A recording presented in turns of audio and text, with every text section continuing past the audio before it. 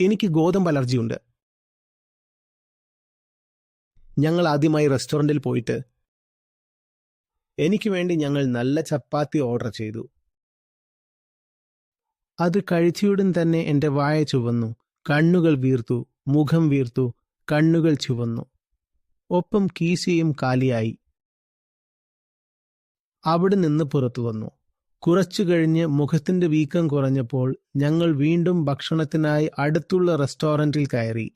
ഈ തവണ എനിക്കായി ഞാൻ എന്താണ് ഓർഡർ ചെയ്തത്? ഈ തവണ സാൻഡ്വിച്ച് ഓർഡർ ചെയ്തു.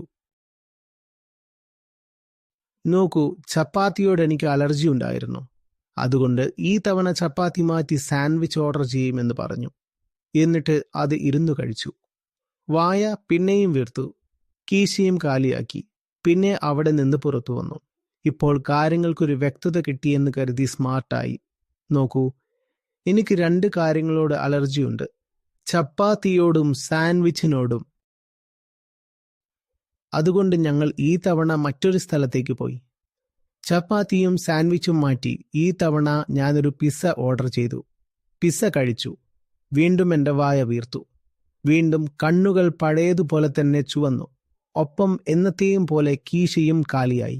പറയാറില്ലേ, ഈ പഴയ അനുഭവങ്ങൾ കൊണ്ട് കാര്യമില്ല എന്ന്, പുതിയ എന്തെങ്കിലുമൊന്ന് അനുഭവിക്കേണ്ടി വരുമെന്ന്.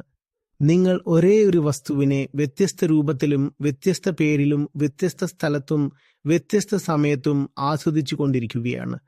ഒപ്പം അനുഭവം വേറെയാകും എന്ന പ്രതീക്ഷയും വെച്ചു പുലർത്തുകയും ചെയ്യുന്നു.